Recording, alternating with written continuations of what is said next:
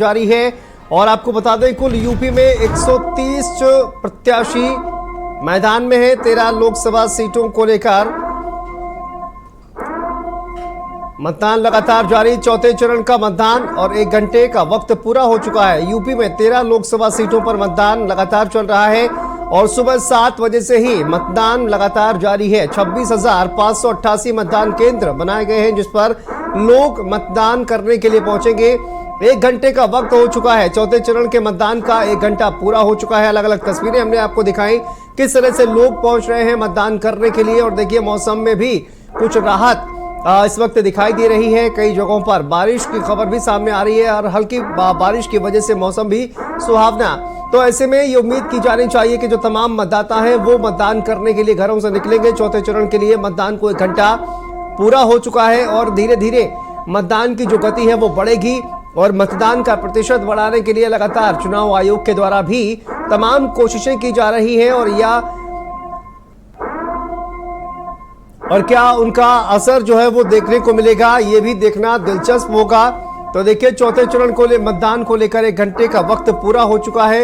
उत्तर प्रदेश की बात की जाए तो 13 लोकसभा सीटों पर 130 चुनावी मैदान में तो प्रत्याशी हैं वो चुनावी मैदान में है और 13 लोकसभा सीटों पर मतदान की जो प्रक्रिया है वो लगातार जारी है। हमारे 2 सहयोगी भी हमारे साथ जुड़े हुए हैं और इन 13 लोकसभा सीटों का हाल जो है वो लगातार आपको बताएंगे। हमारे साथ प्रियव्रत दीक्षित और हमारे साथ नंदिनी यादव हमारी सहयोगी लगातार जुड़ी हुई हैं जो आपको लगातार पल पल की अपडेट देंगे। 13 लोकसभा सीटों पर मतदान है। कौन कौन से कहा जाए कि वो प्रत्याशी जो है चुनावी मैदान में है, जिनकी किस्मत कहा जाए कि ईवीएम में आज कैद हो जाएगी। सबसे पहले देखिए नंदिनी का रुख कर लेते हैं। नंदिनी बताइए, आज 13 लोकसभा सीटों पर जो चुनाव है वो शुरू हो चुका है, 1 घंटे का वक्त हो चुका है। कौन कौन सी वो सीटें हैं, कौन कौन से प्रत्याशी हैं जिन पर आज मतदान हो रहा है और तो तमाम प्रत्याशी जिनकी किस्मत दांव पर लगी हुई है।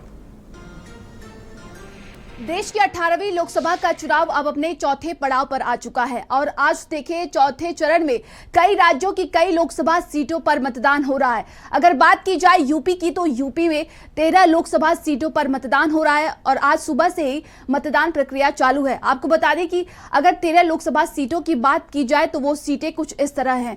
सबसे पहले हम बात करेंगे शाहजहांपुर की। कानपुर, अकबरपुर, बहराइच ये लोकसभा सीटें हैं जिन पर आज सुबह से ही मतदान चल रहा है। और अगर बात की जाए देखिए इन 13 लोकसभा सीटों की तो 13 पर बीजेपी ने अपनी जीत हासिल की थी 2019 लोकसभा चुनाव में। तो ये सीटें कुछ इस तरह हैं। मिश्रिख, उन्नाव, इटावा, फर्रुखाबाद, कन्नौज ये लोकसभा सीटें हैं जिन पर आज मतदान हो रहा है। कानपुर, अकबरपुर, बहराइच है। तो 13 लोकसभा सीटों पर आज सुबह से ही वोटिंग प्रक्रिया चल रही है। लखीमपुर खीरी, सीता दोई में मतदान हो रहा है। मिश्रिख, उन्नाव, फर्रुखाबाद, इटावा, कन्नौज और यहां इन लोकसभा सीटों पर 2019 में भारतीय जनता पार्टी ने अपनी जीत हासिल की थी। कानपुर, अकबरपुर, बहराइच में भी 2019 में भारतीय जनता पार्टी ने अपनी जीत हासिल की थी। तो देखिए वो तमाम सीटें हैं जहां पर मतदान जो है वो लगातार जारी है। लेकिन कौन कौन से प्रत्याशी 13 लोकसभा सीटों पर चुनावी मैदान में हैं, इनको लेकर भी क्या डिटेल नंदिनी इस वक्त सामने आ रही है। उन्नाव लोकसभा सीट की बात की जाए तो यहां से एक बार फिर से साक्षी महाराज भाजपा की तरफ से प्रत्याशी बनाए गए हैं। वहीं समाजवादी पार्टी ने अनु टंडन पर भरोसा जताया है। और देखिए बसपा की तरफ से अशोक पांडे मैदान में हैं। आगे बढ़ते हैं और अब बात करेंगे सीतापुर लोकसभा सीट की। तो सीतापुर में देखिए भारतीय जनता पार्टी की तरफ से राजेश वर्मा मैदान में है। तो वहीं कांग्रेस प्रत्याशी इस बार राकेश राठौर हैं। और बसपा की बात करते हैं तो बसपा की तरफ से महेंद्र यादव प्रत्याशी बनाए गए हैं। और अब बात करते हैं शाहजहांपुर लोकसभा सीट की। तो यहां से भारतीय जनता पार्टी ने अरुण कुमार सागर को अपना प्रत्याशी बनाया है। तो वहीं समाजवादी पार्टी की तरफ से ज्योत्सना गौड़ प्रत्याशी बनाए गए हैं। बता दें कि बसपा की तरफ से दोदराम वर्मा प्रत्याशी बनाए गए हैं। तो देखिए लगातार हम लोकसभा सीटों की बात कर रहे हैं, कौन सी किस पार्टी की तरफ से कौन कौन से प्रत्याशी उतारे गए हैं।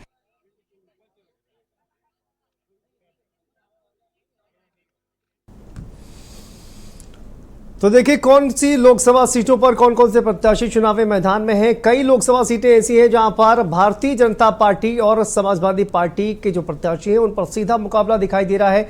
तो कहीं पर यह मुकाबला त्रिकोणीय भी नजर आ रहा है और साथ साथ देखिए कांग्रेस पार्टी की तरफ से भी प्रत्याशी मैदान में उतारे गए हैं। अकबरपुर से हमारे सहयोगी दीपक हमारे साथ जुड़े हुए हैं, उनसे एक अपडेट लेते हैं। आप दीपक बताइए क्या कुछ अपडेट इस वक्त सामने आ रही है, और लोकसभा सीट अकबरपुर की अगर बात की जाए तो वहां पर राजनीतिक माहौल क्या दिखाई दे रहा है, किस तरह के मुद्दे इस वक्त जो है वो जनता के बीच ज्यादा चर्चा का विषय बने हुए हैं? देखिए शांतनु, कहीं ना कहीं अकबरपुर में जो कानपुर देहात है, कानपुर देहात में 4 विधानसभा है, जिसमें जो है 3 विधानसभाओं पर आज मतदान हो रहा है, जहां पर करीबन जो है 10 चलिए लाख दीपक वापस आते हैं आपके पास, लेकिन इससे पहले AIMIM के चीफ असदुद्दीन ओवैसी क्या कुछ कह रहे हैं, सुनते हैं। चुनाव के दिन कितना अहम हो जाता है जब हम देखते हैं कि 2 बड़ी पार्टियां देश की, उनके बीच में टक्कर दिख रही है। रीजनल पार्टी BRS कहीं ना कहीं पीछे हो गया है, आप सिर्फ एक ही जगह से लड़ रहे हैं। कैसे इसको कैसे समझे, आकलन कैसे करें? आप एक तो हम लड़े हैं, मगर हर एक की जबान हमारे पे इस्तेमाल हो रही है, हर एक की दांत में हम आ चुके हैं, तो एक लड़ जरूर रहे हैं, मगर जो भी आ रहा है हमको ही बोल रहा है ना। रीजनल पार्टी नहीं, अब नहीं, देखिए मैडम, अब आप उसमें मत लिख जाइए मेरे, मैं उस पर तबसरा नहीं करने वाला हूँ। आप कहाँ ले जा रहे हो जवाब? What's your response to people who say there's no alternative to Modi? No. See, that is what I'm saying. This country had given opportunity to Pandit Nehru. After Nehru, who? The country progressed. Then you had Lal Bahadur Shastri. Then you had Indira Gandhi. Country said who? The country progressed. So this country is bigger than all the politicians. Politicians will come and serve this country. They will leave this world, but this country will remain, and will have to. When it remains, it has to remain as a strong country. So, if anyone is saying that X individual, oh, Modi is the country. No, Modi is not the country. Indira Gandhi was not the country. Nehru was not the country. This country had given them the opportunity to serve. चलिए कानपुर से खबर सामने आ रही है, booth संख्या 265 की EVM खराब हो गई है। कानपुर से यह खबर सामने आ रही है और सुबह 7 बजे से ही मतदान यहां पर लगातार बाधित है। तो देखिए लगभग 1 घंटा 10 मिनट का वक्त हो चुका है और अभी भी मतदान यहां पर बाधित है। कानपुर से खबर, बूथ संख्या 265 की ईवीएम खराब, सुबह 7 बजे से ही यहां पर मतदान बाधित है। तो देखिए मतदान बाधित होने की खबरें लगातार सामने आ रही है, क्योंकि ईवीएम मशीन खराब है और इसी को लेकर क्या तैयारी नहीं की गई है, ये सबसे बड़ा सवाल है। सुबह 7 बजे से ही मतदान बाधित है यहां पर और वोटिंग नहीं हो पा रही है। घंटे 10 मिनट का वक्त बीत चुका है, लेकिन बूथ संख्या 265 की ईवीएम मशीन खराब हो गई है और अभी भी यहां पर मतदान की जो प्रक्रिया है वो सुबह 7 बजे से ही लगातार बाधित है। तो कानपुर से यह खबर सामने आ रही है, जहां पर बूथ संख्या 265 की ईवीएम मशीन खराब, सुबह 7 बजे से ही मतदान लगातार बाधित है। चलिए आगे बढ़ते हैं। उन्नाव से खबर है, जहां पर पिछवाड़ा बूथ नंबर 110 पर ईवीएम मशीन खराब हो गई है और 50 मिनट से लगभग यहां पर मतदान प्रभावित है। उन्नाव से यह खबर है, जहां पर हसनगंज के पिछवाड़ा बूथ नंबर 110 पर ईवीएम मशीन खराब हो गई है और इसी की वजह से पिछले 50 मिनट से मतदान की जो प्रक्रिया है वो बाधित है। तो देखिए कानपुर और उन्नाव से यह खबर सामने आ रही है, जहां पर ईवीएम मशीन खराब होने की वजह से मतदान की प्रक्रिया बाधित है। और इससे पहले देखिए आप AIMIM के मुखिया असदुद्दीन ओवैसी को सुन रहे थे, जहां पर देखिए वो ये कहते हुए नजर आए हैं कि किसी भी इंडिविजुअल से बड़ा देश होता है और इन्हीं तमाम मुद्दों को लेकर बातचीत करते हुए नजर आ रहे थे AIMIM के चीफ असदुद्दीन ओवैसी। हमारे सहयोगी हमारे साथ जुड़े हुए हैं, प्रियव्रत दीक्षित भी हमारे साथ जुड़े हुए हैं। प्रियव्रत का रुख कर लेते हैं। प्रियव्रत बताइए, 13 लोकसभा सीटों पर आज मतदान हो रहा है और क्या जानकारी इन 13 लोकसभा सीटों को लेकर, प्रत्याशियों को लेकर क्या कुछ समीकरण इस वक्त सामने आ रहे हैं? और लोकसभा का रण लगातार जारी है। चौथे चरण की बात की जाए तो आज 13 सीटों पर मतदान लगातार जारी है और ऐसे में कई हॉट सीटें हो जाती हैं। आपको प्रत्याशियों का जिक्र कर लेते हैं, प्रत्याशी कौन कौन है और कहां पर किसकी साख जो है वो दांव पर लगी हुई है। जिक्र करते हैं प्रत्याशियों का, जिसमें अगर बात की जाए तो सपा प्रत्याशी अखिलेश यादव कन्नौज से मैदान में है और साथ ही बीजेपी से सुब्रत पाठक को यहां पर एक बार फिर से भरोसा जताया है बीजेपी ने। 2019 में उन्होंने समाजवादी पार्टी का गढ़ ढाकर एक बार फिर से जीत हासिल की थी और साथ ही बसपा प्रत्याशी इमरान बिन जफर मैदान में है कन्नौज से अगर बात की जाए तो देखिए कौन कौन से प्रत्याशी हैं। आपने देखा कि किस तरह से जो लोकसभा सीटें हैं उन पर प्रत्याशियों को उतारा गया है। सबसे ज्यादा हॉट सीट की अगर बात की जाए तो यहां पर कन्नौज लोकसभा सीट जो है, यहां पर सपा मुखिया अखिलेश यादव जो है वो नजर आ रहे हैं। उन्नाव की बात कर लेते हैं। उन्नाव में अगर बात की जाए, कुल मतदाता यहां पर 23,41,470 हैं। पुरुष मतदाता यहां पर 12,44,747 हैं। महिला मतदाताओं की बात की जाए तो यहां पर महिला मतदाता 10,96,625 हैं। चलिए अब यहां पर आपको जातिगत आंकड़े दिखा देते हैं। उन्नाव के क्या कहते हैं जातिगत आंकड़े। 2,20,000 यहां पर क्षत्रिय मतदाता हैं, साथ ही 3,25,000 यहां पर मुस्लिम मतदाता हैं और 2,65,000 यहां पर ब्राह्मण मतदाता हैं। चलिए अगली सीट का जिक्र कर लेते हैं, जिसमें अगर बात की जाए तो उन्नाव से यहां पर साक्षी महाराज को एक बार फिर से यहां पर बीजेपी ने प्रत्याशी बनाया है। सपा से अगर बात की जाए तो पूर्व सांसद अनु टंडन पर भरोसा जताया। अशोक पांडे बीएसपी से यहां पर प्रत्याशी हैं। एक हॉट सीट मानी जाती है। साक्षी महाराज लगातार 2 बार से यहां पर सांसद हैं। साथ ही साथ फर्रुखाबाद लोकसभा सीट की बात कर लेते हैं। फर्रुखाबाद से अगर बात की जाए तो यहां पर शाक्य वर्सेस राजपूत सीधा मुकाबला देखने को मिल रहा है। बीजेपी से अगर बात की जाए तो मुकेश राजपूत हैं और सपा से डॉक्टर नवल किशोर शाक्य यहां पर प्रत्याशी के तौर पर हैं। बसपा प्रत्याशी क्रांति पांडे यहां पर मैदान में है। अब अगली लोकसभा सीट का जिक्र करेंगे शाहजहांपुर से, जहां पर एक बेहद हॉट सीट मानी जाती है। यहां पर अगर बात की जाए तो कुल मतदाताओं की बात की जाए 23,22,102 हैं। पुरुष मतदाताओं में अगर बात की जाए तो 12,46,206 हैं। महिला मतदाता 10,75,738 यहां पर महिला मतदाता हैं। अब यहां का सियासी समीकरण क्या है वो भी आपको समझा देते हैं। यहां पर अगर बात की जाए तो 2 लाख ब्राह्मण मतदाता हैं, 2.5 लाख मुस्लिम मतदाता हैं और लगभग 2.25 लाख यहां पर यादव मतदाता हैं। साथ ही 2 लाख जाटव मतदाता भी हैं जो निर्णायक भूमिका में आ जाते हैं। तो देखिए समीकरण क्या है और किस तरह से वोटर्स का जो समीकरण है वो क्या कुछ कहता है, कौन कौन से प्रत्याशी हैं, ये तमाम चीज़ें लगातार हम आपको बताते रहेंगे। लेकिन फिलहाल 13 लोकसभा सीटें हैं उत्तर प्रदेश की और इन पर बात की जाए तो 130 प्रत्याशी चुनावी मैदान में हैं। सुबह 7 बजे से ही वोटिंग की प्रक्रिया लगातार जारी है और अलग अलग जिलों से अलग अलग लोकसभा सीटों से जो तस्वीरें सामने आ रही हैं, जो खबर सामने आ रही है वो हम आपको लगातार बता रहे हैं। और इन 13 लोकसभा सीटों पर जो सुबह 7 बजे से मतदान लगातार चल रहा है उनमें कुछ जगहों पर ईवीएम खराब होने की खबर भी सामने आ रही है और यहां पर मतदान की प्रक्रिया भी बाधित हो गई है। उन्नाव से हमारे सहयोगी दीपक चौहान जुड़े हुए हैं और अमित हमारे सहयोगी जुड़े हुए हैं शाहजहांपुर से। अमित, आप भी रुख कर लेते हैं। सबसे पहले बताइए किस तरह की तस्वीरें हैं और क्या तैयारियां वहां पर। हमने देखा सुबह ही सुरेश खन्ना वहां पर मतदान करने के लिए पहुंचे हुए थे, लेकिन उसके बाद अब किस तरह की तस्वीरें सामने आ रही हैं, किन मुद्दों पर लोग वोट करने के लिए पहुंचे हुए हैं?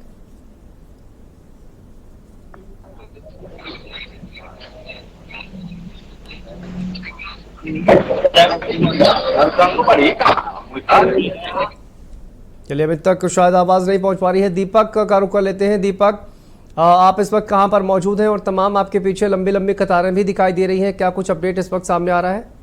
देखिए शांतनु, हम कानपुर देहात के अकबरपुर लोकसभा क्षेत्र में मौजूद हैं। ये अकबरपुर कस्बे का पोलिंग बूथ है जहां पर जो है लंबी लंबी मतदाताओं की कतारें लगी हुई हैं। पहले अगर बात की जाए जो मतदाताओं में काफी जोश देखने को मिल रहा है और मतदाता सुबह से ही अपने मत का प्रयोग करने में लगे हुए हैं। जी शांतनु, बिल्कुल। और आपके पीछे देखिए लंबी लंबी कतारें भी दिखाई दे रही हैं। दीपक, बातचीत करिए, अगर वो जो तमाम मतदाता वहां पर पहुंचे हुए हैं, कौन कौन से मुद्दे हैं, क्या काम हुआ है और किसको लेकर वोट करने के लिए तमाम लोग पहुंचे हुए हैं, अगर उनसे बात हो पाए तो उनसे बातचीत करिए, कोशिश करिए, क्या कुछ उनका कह रहा है मतदाताओं का।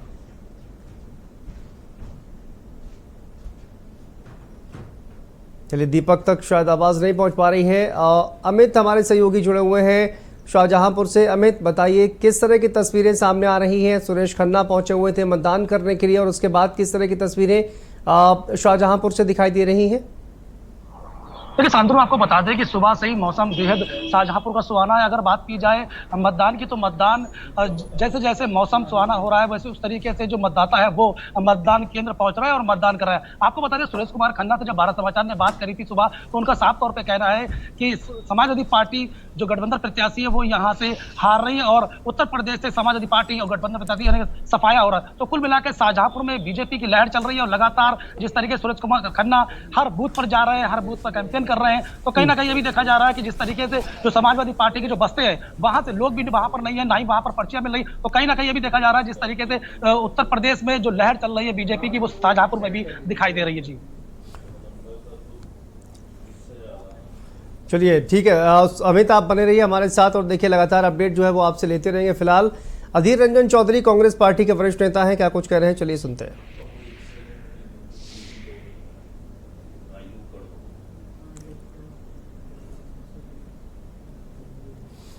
चलिए, अधीर रंजन चौधरी ने क्या कुछ कहा है वो भी आपको सुनाएंगे, लेकिन तस्वीरें जो है वो देखिए सामने आ रही हैं और किस तरह से बूथ जो है वो तैयार किए गए हैं मतदाताओं को अट्रैक्ट करने के लिए।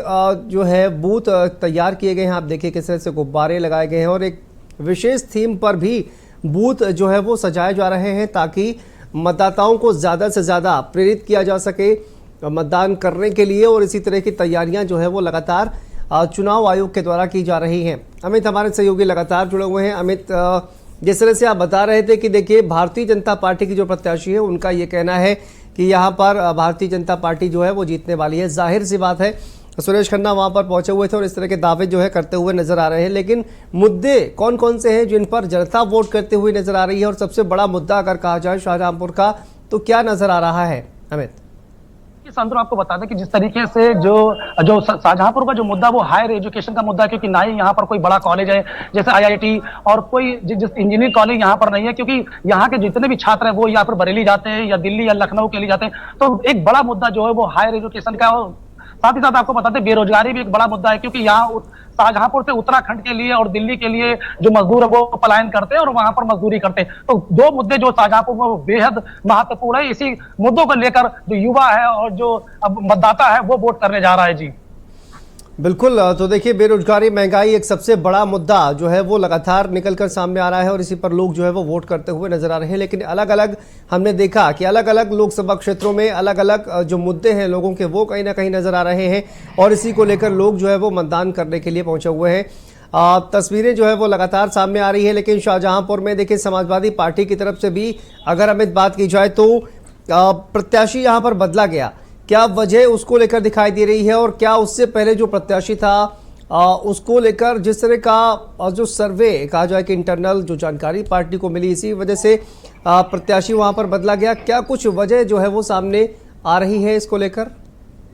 देखिए शांतनु, आपको बता दें कि जो समाजवादी पार्टी के अखिलेश यादव जो राष्ट्रीय अध्यक्ष, उन्होंने सबसे पहले राजपाल कश्यप को उन्होंने टिकट दिया था। उसके बाद ठीक जब उनका नामांकन हो गया था उसके बाद उन्होंने दूसरे प्रत्याशी ज्योत्ना गौड़ को वो लेके आए, क्योंकि जो राजपाल कश्यप जो MLC पूर्व MLC है उनकी भांजी है। तो कहीं ना कहीं ये भी दिखा रहा है कि बहुत कम समय मिला है ज्योत्ना कश्यप को कैंपेन करने का और क्षेत्र में जाने का, तो इसका बहुत बड़ा फर्क पड़ेगा। लेकिन भाई अगर देखा जाए तो जो बीजेपी का जो खेमा है वो पूरी तरीके से मुस्तैद था। अगर बात की जाए 6 विधानसभा या 6 विधायक, एक MLC है और आपको बता दें 2 सांसद, एक लोकसभा सांसद है, एक राज्यसभा सांसद है। तो कुल मिलाकर जो बीजेपी का खेमा वो पूरी तरीके तैयार है। खास बात आपको बता दें कि शाहजहांपुर से 3 बड़े मंत्री आते हैं, सुरेश कुमार खन्ना, जितिन प्रसाद और JP राठौर। तो कहीं ना कहीं ये भी देखा जा रहा है जिस तरीके से चुनौती एक महिला प्रत्याशी ज्योत्ना कश्यप वो बीजेपी को चुनौती जरूर दे रही है, लेकिन कहीं ना कहीं ये भी देखा जा रहा है कि वो कहीं पर भी अब टिक नहीं रही है, क्योंकि जो गठबंधन प्रत्याशी हैं, साथ ही साथ आपको ये बता दें कि दोदराम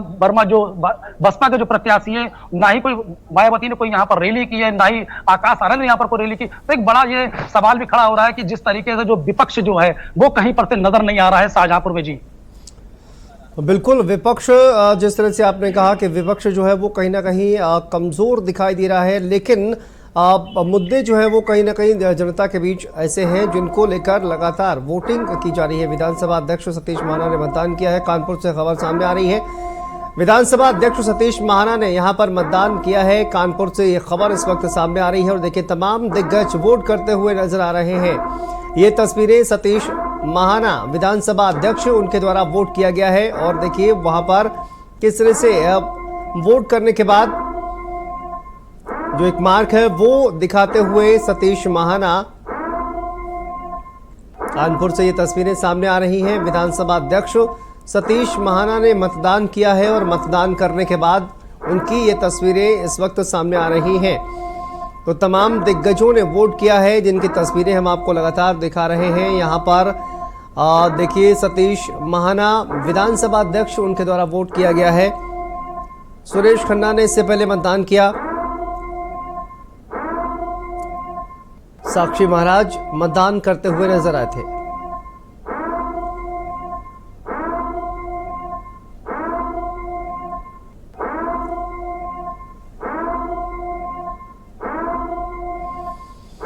तो विधानसभा अध्यक्ष सतीश महाना ने मतदान किया है। कानपुर से तस्वीरें सामने आ रही हैं और देखिए 13 लोकसभा सीटों पर उत्तर प्रदेश की बात की जाए, 13 लोकसभा सीटों पर मतदान की प्रक्रिया लगातार जारी है।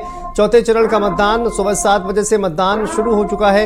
लगातार लोग वोट करते हुए नजर आ रहे हैं और देखिए वोट करते हुए जो लोग हैं तमाम उनके मुद्दे जिसको लेकर लोग बड़ी बड़ी कतारों में वोट करते हुए इस वक्त बूथों पर नजर आ रहे हैं।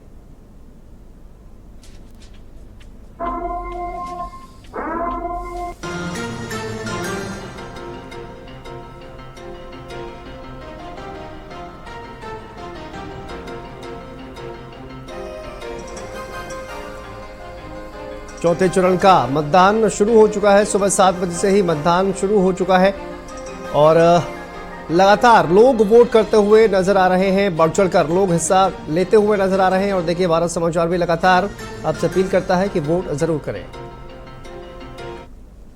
उत्तर प्रदेश की 13 लोकसभा सीटों पर आज मतदान होना है। मतदान की प्रक्रिया शुरू हो चुकी है, लेकिन मतदान करने वाले मतदाता अपने क्षेत्र में किस मुद्दों को लेकर वोट देंगे ये देखना दिलचस्प होता है। इस समय हम लखीमपुर खीरी में मौजूद है और तहसील निघासन है और आप देख सकते हैं मतदाता भारी संख्या में यहाँ पर, क्योंकि सुबह का समय है और सभी लोग उस तर्ज पर चल रहे हैं कि पहले मतदान उसके बाद जलपान, और एक भारी संख्या जो है वो यहाँ पर देखी जा सकती है। और ये कहा भी जाता है कि ग्रामीण क्षेत्र के जो मतदाता होते हैं उनका मुख्य फोकस मतदान पर होता है। तमाम लोग हैं यहाँ पर, कुछ लोगों से बात भी करते हैं और जानते हैं कि आखिर इस बार वो किस मुद्दे पर वोट दे रहे हैं। 3-4 प्रत्याशी मैदान में हैं, किस मुद्दे पर आप लोग वोट देंगे? भारत की सुरक्षा व्यवस्था बहुत मजबूत हुई है और भारत की इकोनॉमी 5वें स्थान पर पहुंच गई है। उम्मीद है आने वाले समय में 3रे स्थान पर पहुंच जाएगी। इसको मुद्दे नजर रखते हुए मैं वोट कर रहा हूँ। चलिए, पता चल गया आप किसको वोट कर रहे हैं। सभी को ये बताइए भाई साहब, तमाम मुद्दे होते हैं, सड़क का मुद्दा होता है, पानी है, बिजली है, आपके दिमाग में ऐसा कौन सा मुद्दा है जिसको सोचकर आज आप मतदान करेंगे? सुरक्षा का मुद्दा। सुरक्षा का मुद्दा। सुरक्षा व्यवस्था बहुत सही है। और अंदर आप सामने देख रहे हैं कि वोटिंग की जो प्रक्रिया है वो शुरू हो चुकी है, जो लगभग शाम को 6 बजे तक चलेगी और 6 बजे के बाद में उन सभी प्रत्याशियों की किस्मत का फैसला ईवीएम में कैद हो जाएगा, जो 4 जून को खुलेगा और ये पता लगेगा उस प्रत्याशी ने जीत हासिल करी है या फिर हार। लखीमपुर खीरी से कैमरा पर्सन निखिल के साथ संदीप खेर, भारत समाचार। बिना भेदभाव के सारी की सारी सरकारी योजनाएं दी जाती हैं। अगर कोई योजना दी गई है, चाहे वो राशन की हो, चाहे वो मकान की हो, चाहे वो स्वास्थ्य की हो, चाहे वो गैस सिलेंडर की हो, बिना भेदभाव, चाहे हिंदू हो, चाहे मुसलमान हो, चाहे छोटा हो, चाहे गरीब हो, किसी भी जाति का व्यक्ति हो, सबको दी जा रही है। ये सारे के सारे मुद्दों के ऊपर आज लोग देख रहे हैं और उसी विश्वास के साथ फिर एक बार मोदी सरकार के नाते से लोग घरों से निकले और ये 10 वर्षों के अंतर्गत काम जो हुआ है उसको और मजबूती प्रदान करने के लिए ये चुनाव।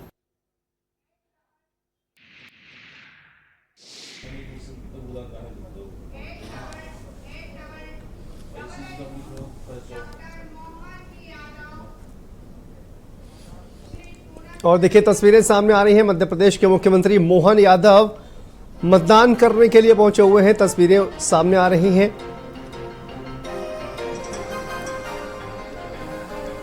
तो देखिए लोकतंत्र के महापर्व का चौथा चरण और चौथे चरण को लेकर मतदान की प्रक्रिया लगातार शुरू हो चुकी है। सुबह 7 बजे से ही मतदान करने के लिए लोग पहुंच रहे हैं और ये तस्वीरें आप देखिए सामने आ रही हैं, जहां पर मध्य प्रदेश के मुख्यमंत्री मोहन यादव मतदान करने के लिए पहुंचे हुए हैं।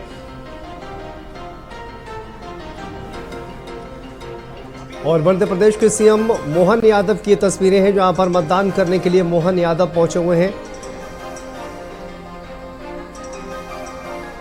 देखिए अलग अलग तस्वीरें सामने आई हैं। लखीमपुर से खबर है, अचानक शुरू हुई बारिश से मतदान पर असर।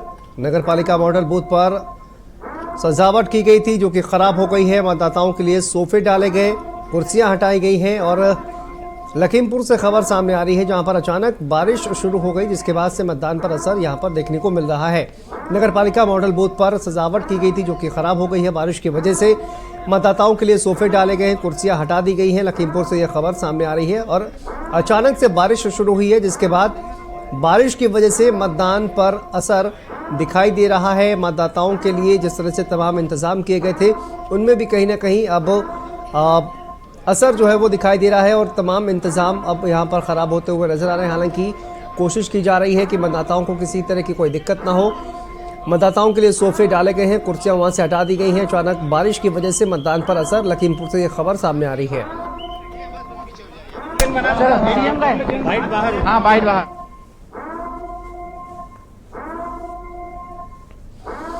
और लखीमपुर से हमारे साथ संवाददाता शारिक खान जुड़ गए हैं। शारिक, बताइए क्या जानकारी सामने आ रही है? जिस तरह से अचानक से बारिश यहां पर शुरू हो गई है और तमाम सजावट वहां पर की गई थी, वो अब कहीं ना कहीं रंग में भंग डालती हुई बारिश। हाँ बिल्कुल, देखिए सुबह 7 बजे से मतदान शुरू हो चुका है और लोगों में साथ उत्साह भी दिख रहा है। अचानक बारिश ने रंग में भंग जरूर डाला है। जिस तरह से बारिश हुई, एक मॉडल बूथ है शहर का, वहां पर तमाम तंबू उखड़ गया, लोग सोफे लेकर भागे, गुब्बारे उड़ गए। तो बारिश से मतदान में थोड़ा असर जरूर पड़ा है, लेकिन अभी बारिश की बूंदे हैं और ऐसा माना जा रहा है कुछ मिनट में बारिश रुक जाएगी, जिसके बाद मतदान फिर से शुरू हो जाएगा। लेकिन जिस तरह से शांतनु, सुबह से हम लोग अलग अलग बूथों पर लाइन देख रहे हैं, तो ऐसा लग रहा है कि बड़ी संख्या में लोग बाहर आ रहे हैं और चूंकि मौसम अब अच्छा हो गया है तो मतदान प्रतिशत भी बढ़ने की उम्मीद जताई जा रही है। शांतनु, हाँ बिल्कुल, देखिए बारिश की वजह से हालांकि कुछ वक्त के लिए कहा जाए कि शारिक मतदान जरूर प्रभावित हुआ है। यहाँ पर कुछ देर के लिए खलल बारिश ने जरूर डाला है, लेकिन मौसम चूंकि सुहावना हो गया है, ऐसे में ये उम्मीद जाहिर तौर पर जतानी चाहिए कि मतदान का प्रतिशत जो है वो बढ़ेगा, क्योंकि अब गर्मी से लोगों को राहत मिलती हुई नजर आ रही है। हाँ बिल्कुल, देखिए कल जिस तरह से यहाँ पे टेम्परेचर काफी ज्यादा था, लोग गर्मी से परेशान थे। आज जब 7 बजे मतदान शुरू हुआ, उसके कुछ देर बाद बारिश होने लगी और बारिश में खलल जरूर डाला है मतदान प्रक्रिया में, लेकिन बारिश जिस तरह से रुक गई है और धीमे बूंदे हैं कई जगहों पर, तो अभी ऐसा ही लग रहा है कि चूंकि मौसम बादल हो चुके हैं, मौसम सुहाना है, लोग घरों से बाहर और बड़ी संख्या में निकलेंगे। शांतनु, बिल्कुल, बहुत बहुत शुक्रिया आपका शारिक। नजर बना के रखिए। फिलहाल देखिए तस्वीरें सामने आ रही हैं जहां पर बारिश की वजह से यह खलल यहां पर पड़ता हुआ दिखाई दे रहा है। चलिए, प्रधानमंत्री नरेंद्र मोदी ने सोशल मीडिया प्लेटफॉर्म एक्स पर यह पोस्ट किया है। चौथे चरण में आज 10 राज्यों और केंद्र शासित प्रदेशों की 96 सीटों पर मतदान, और विश्वास है कि इन सभी सीटों पर लोग भारी संख्या में मतदान करेंगे, जिसमें युवा, महिला वोटर बढ़ चढ़कर हिस्सा लेंगे। आइए अपने कर्तव्य को निभाएं और लोकतंत्र को मजबूत करें।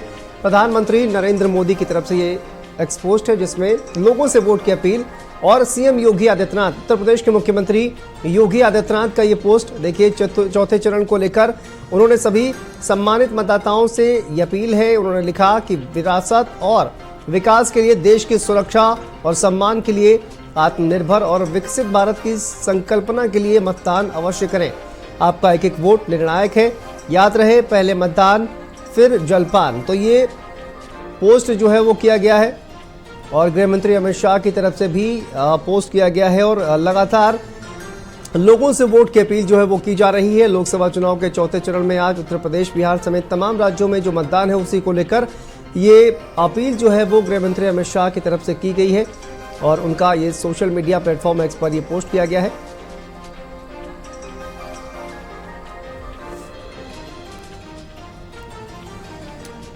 और देखिए, बीएसपी सुप्रीमो मायावती की तरफ से ये पोस्ट किया गया है सोशल मीडिया प्लेटफॉर्म एक्स पर ये पोस्ट। देश में लोकसभा के लिए 7 चरणों में हो रहे मतदान और चुनाव के आज चौथे चरण की वोटिंग में अपने वोट को बहुमूल्य अधिकार जो है उसका प्रयोग करें और ये पहले मतदान फिर जलपान का संकल्प लगातार जारी रखना है। और इसी को लेकर मायावती की तरफ से ये पोस्ट किया गया है, यानी कि लगातार मतदान के लिए ये जो तमाम दिग्गज है लोगों को प्रोत्साहित करते हुए नजर आ रहे हैं।